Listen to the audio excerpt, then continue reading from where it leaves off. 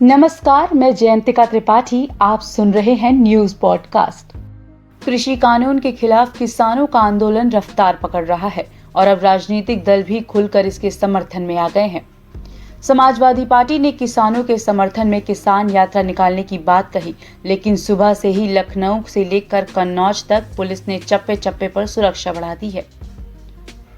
सपा की किसान यात्रा शुरू होने से पहले ही कुछ नेताओं को हिरासत में ले लिया गया है, तो लखनऊ के कुछ इलाकों को भी सील कर दिया गया है। अखिलेश यादव को किसान यात्रा का आगाज करने के लिए कन्नौज जाना था, लेकिन पुलिस ने उन्हें घर से बाहर ही नहीं निकलने दिया। इस दौरान सपा कार्यकर्ताओं ने लखनऊ में कई जगह प्रदर्शन किया और पुलिस द्वारा लगाए गए बैरिकेडिंग्स भी तोड़ दिए गए।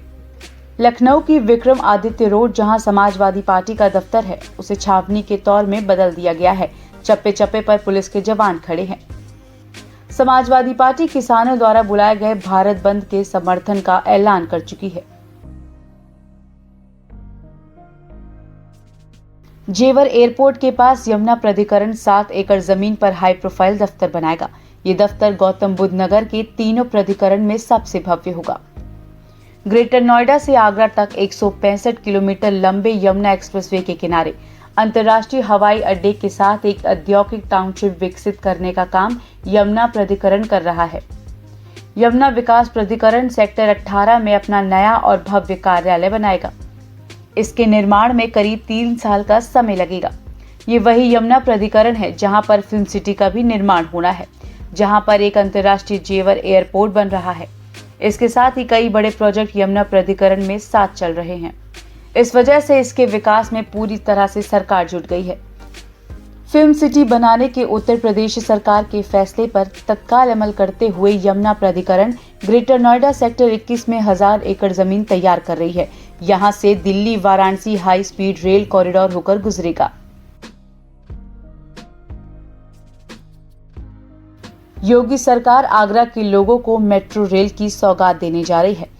पीएम नरेंद्र मोदी आज वीडियो कॉन्फ्रेंसिंग के जरिए आगरा मेट्रो रेल परियोजना के निर्माण कार्य का शुभारंभ करेंगे। इस मौके पर सीएम योगी आगरा में मौजूद रहेंगे।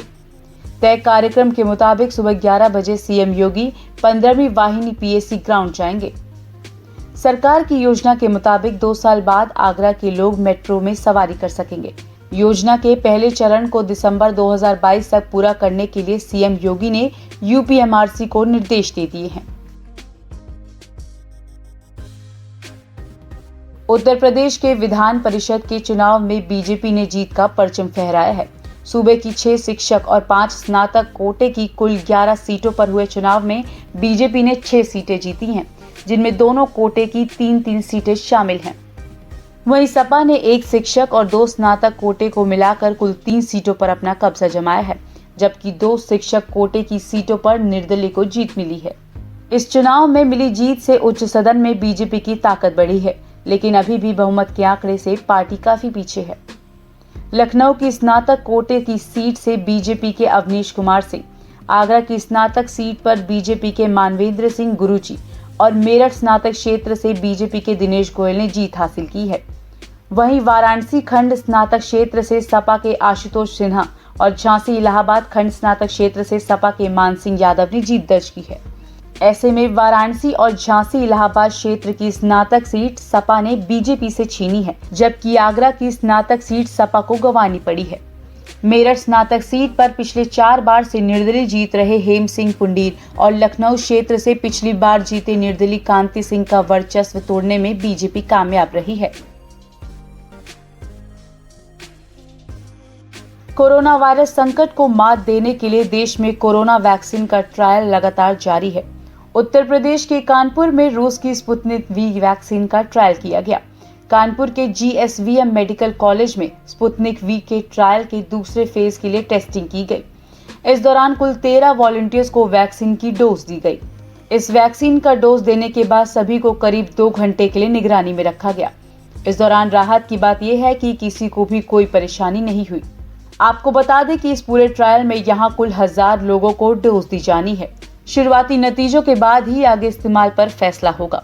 अस्पताल के मुताबिक ट्रायल में सभी उम्र के लोगों को शामिल किया गया है। इसके अलावा प्रखर अस्पताल में भी 17 वॉलंटियर्स को देश में बन रही कोवैक्सीन की डोज दी गई। दिल्ली नोएडा डीएनडी पर किसान आंदोलन के चलते लंबा जाम लगा हुआ है। करीब 3 किलोमीटर लंबे जाम में लोग फंसे हुए हैं।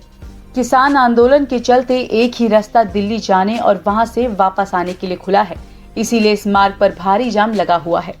कई घंटे से वाहन चालक जाम में फंसे हुए हैं। जाम की सबसे बड़ी समस्या वो वाहन चालक बन रहे हैं जो यू टर्न के लिए बने लेन में खड़े होकर दिल्ली जाने की तरफ अपने वाहनों को लेकर जा रहे हैं। पूरे नोएडा का ट्रैफिक इसी डीएनडी पर डाइवर्ट किया गया है, जिसकी वजह से यहाँ पर बड़ी संख्या में वाहनों पर दबाव बना हुआ है। इसके अलावा दिल्ली नोएडा का चिल्ला बॉर्डर भी पूरी तरह से बंद रखा गया है।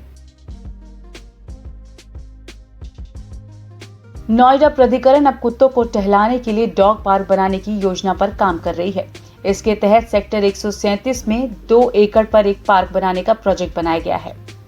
जानकारों के मुताबिक माने तो ये 6 महीने के भीतर बनकर तैयार हो जाएगा। प्राधिकरण के सूत्रों से मिली जानकारी के मुताबिक इस मैदान में डॉगी के खेलने के अलावा उसके खाने से भी जुड़े स्टॉल होंगे। नोएडा प्राधिकरण के ओएसडी इंदु प्रकाश ने जानकारी देते हुए कहा कि पार्क की व्यवस्था को बनाए रखने के लिए कॉन्ट्रैक्टर को यह काम दिया जाएगा। इंदु प्रकाश ने बताया कि डॉग पार्क बनाने का विचार तब आया जब शहर के कई लोग ने ऐसा पार्क बनाने के लिए मांग की। उन्होंने कहा कि अथॉरिटी की सीईओ ऋतु महेश्वरी ने भी इस प्रस्ताव पर हरी झंडी दे दी है।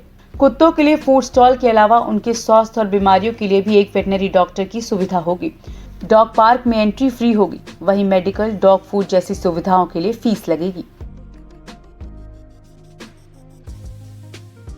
बलिया से बीजेपी सांसद और बीजेपी किसान मोर्चा के पूर्व राष्ट्रीय अध्यक्ष वीरेंद्र सिंह मस्त ने किसान बिल के खिलाफ किसानों द्वारा दिल्ली में किए जा रहे विरोध प्रदर्शन पर निशाना साधा है। उन्होंने कहा कि राजनीतिक कारणों से और गुमराह होने की वजह से आंदोलन संचालित होता रहा। ये ना तो देश हित में है और ना ही किसान हित में।